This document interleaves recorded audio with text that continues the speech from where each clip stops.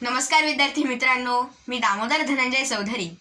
भारताचे पहिले पंतप्रधान माननीय श्री पंडित जवाहरलाल नेहरू यांचे भारत एक खोज या पुस्तकाचे आज मी अभिवाचन करणार आहे.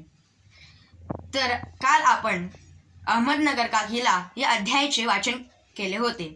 तर आज मी त्याच अध्यायाचे क्रमशः वाचन करीत आहे. चला तर मग ऐकूया अहमदनगर का किल्ला.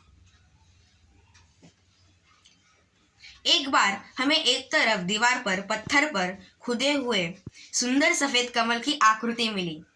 शायद यह पत्थर दरवाजे के ऊपर रहा होगा. अब मैंने अपनी कुदाल छोड़कर उसके बदले कलम उठा ली.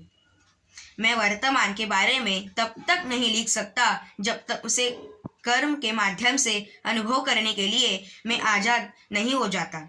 ना ही मैं पैगंबर की भूमिका अपनाकर भविष्य के बारे में लिख सकता हूँ. बच रहता है अतीत, पर मैं बीती हुई घटनाओं के बारे में किसी इतिहासकार या विद्वान की विद्वतापूर्ण शैली में भी नहीं लिख सकता.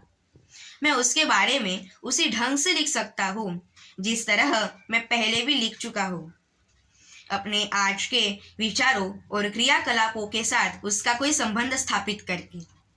गेटे ने एक बार कहा था कि इस प्रकार का इतिहास लेखन अतीत के भारी बोझ से एक सीमा तक राहत दिलाता है. अतीत का दबाव, भला बुरा दोनों तरह का दबाव अभिभूत करता है. कभी कभी यह दबाव दम घोटू होता है, खास तौर पर उन लोगों के लिए जिनकी जड़ें बहुत पुरानी सभ्यताओं में होती है. मसलन भारत और चीन की सभ्यताएं. नीचे ने कहा था, बीती हुई सदियों का विवेक ही उनकी दीवानगी भी हमारे भीतर से फूट पड़ती है. उनका वारिस होना आवश्यक है. आखिर मेरी विरासत क्या है? मैं किन बातों का उत्तराधिकारी हूँ?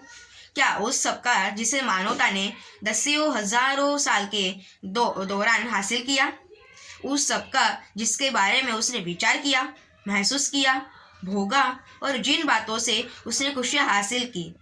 उसकी विजय की उल्लास का, उसकी पराजय की दुखद यंत्रणा का, मानव के उन हैरतअंगेज मिलानों का जिनकी शुरुआत युगों पहले हुई और जो अब भी जारी हैं और हमें आकर्षित करती हैं.